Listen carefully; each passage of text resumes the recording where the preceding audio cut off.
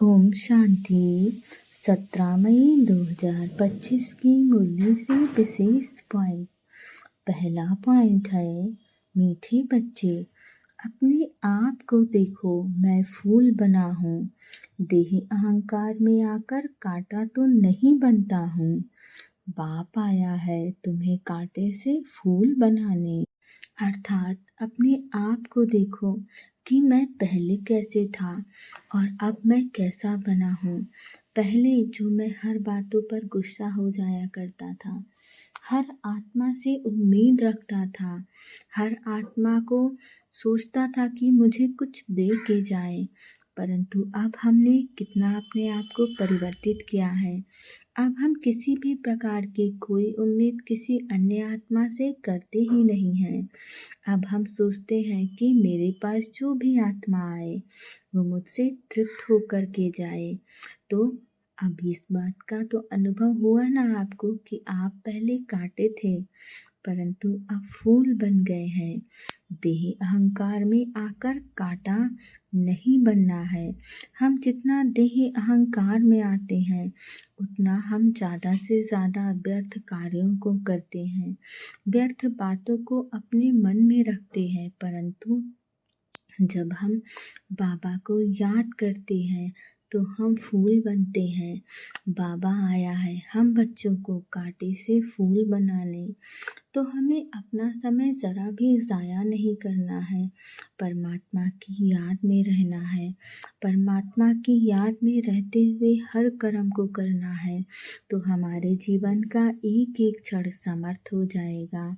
हमारे हर कार्य का फल हमें बहुत अच्छा मिलेगा।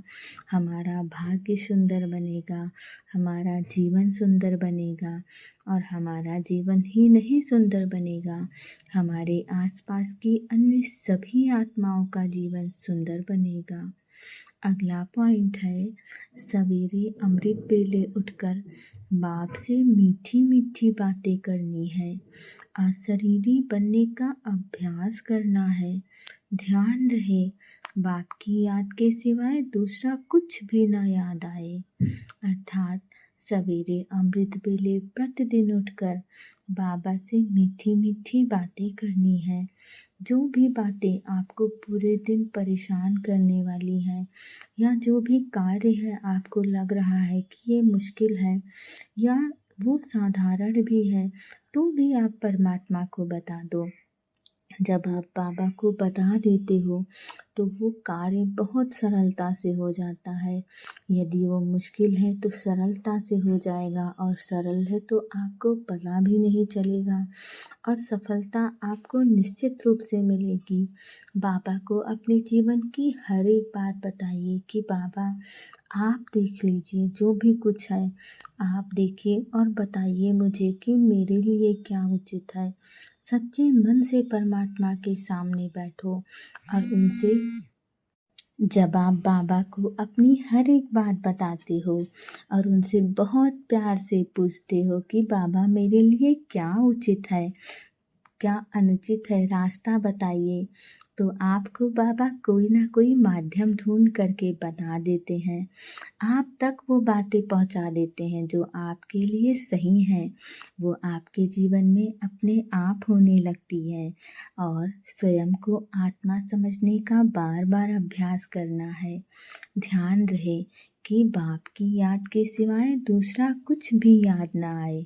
हमें एक सर्व संबंध परमात्मा के साथ जोड़ना है। जब हम व्यर्थ की बातों में अपना समय बिताते हैं तो हम बाबा को भूल जाते हैं और हमारा मन अन्य बातों की तरफ चला जाता है। परंतु हमारा सबसे ज़रूरी कार्य है बाबा को याद करना। जब हम बार बार बाबा को याद करते हैं तो बाबा भी हमें सच्चे मन से याद करता है। बाबा के वहाँ पर वो रोशनी टिमटिमाने लगती है जो हम सभी आत्माओं की बाबा के पास है। अगला पॉइंट है, अपनी दृष्टि बहुत शुद्ध पवित्र बनानी है। दैवीय फूलों का बगीचा तैयार हो रहा है, इसीलिए फूल बनने का पूरा पुरुषार्थ करना है, कांटा नहीं बनना है। अर्थात हमें अपनी दृष्टि को बहुत पवित्र रखना है। किसी भी आत्मा के लिए कोई भी मन में विकार ना आए। हर आत्मा के कल्याण की कामना करें, चाहे सामने वाली आत्मा कैसी भी हो, परंतु जब आप पवित्रता से उस आत्मा को देखते हो तो उस आत्मा के जो भी विकार हैं वो बहुत सरलता से समाप्त हो जाते हैं। हमें इस बात को भी देखना है कि दैवीय फूलों का बगीचा तैयार हो रहा है या नहीं, क्योंकि हम ही तो दैवीय कुल के फूलों के बगीचे हैं। जब हम अपने आप को थोड़ा थोड़ा प्रतिदिन सुधारेंगे, तभी एक दिन वो सुंदर फुलवारी तैयार होगी जो सतयुग में जाने वाली आत्माओं की होगी। इसीलिए पूरा पूरा आपको पुरुषार्थ करना है कि हम फूल बने, ना कि कांटे। ऐसा ना हो कि हम किसी भी आत्मा को चोट पहुँचाएं, किसी भी आत्मा को ऐसा करें कि उसका गलत हो जाए, उसके साथ बुरा हो जाए। नहीं, हम विशेष आत्माएं हैं तो हम ऐसे व्यर्थ के संकल्प कर ही नहीं सकते हैं। हम हर आत्मा के कल्याण की कामना करने वाली आत्मा है। अगला पॉइंट है, अपनी पावरफुल स्थिति द्वारा मनसा सेवा का सर्टिफिकेट प्राप्त करने वाली स्व अभ्यासी भव, अर्थात विश्व को लाइट और माइट का वरदान देने के लिए अमृत वेले याद के स्व अभ्यास द्वारा पावरफुल वायुमंडल बनाओ। जब आप अमृत वेले बाबा को याद करते हो तो बाबा भी उस समय साक्षात रूप में हमारे सामने प्रत्यक्ष होता है।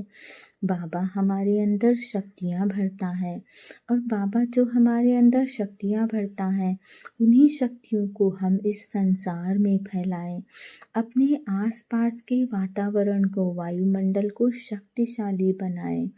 परंतु हमारे आसपास का वायुमंडल शक्तिशाली तभी बनेगा जब हम अपने आप के स्वमान को बार बार दोहराते रहेंगे, अपने आप को अनुभव करवाएंगे कि हम विश्व कल्याणकारी आत्मा हैं, हम शक्तिशाली आत्मा हैं। जब हम ये प्रैक्टिस करेंगे तभी वायुमंडल शक्तिशाली बनेगा और मनसा सेवा का हमें सर्टिफिकेट प्राप्त होगा। हमें पूरा प्रयास करना है कि हम जो भी कर सकते हैं वो अवश्य करें।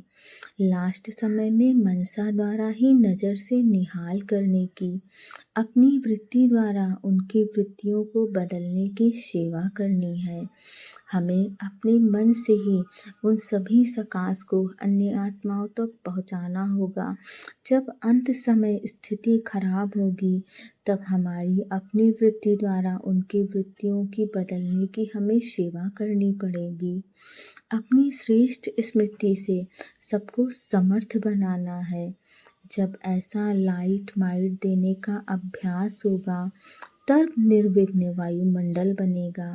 वायुमंडल शक्तिशाली होगा, निर्विघ्न होगा और हमारा किला भी मजबूत बनेगा। अगला पॉइंट है, समझदार वह है जो मनसा वाचा कर्मणा तीनों सेवाएं साथ साथ करते हो।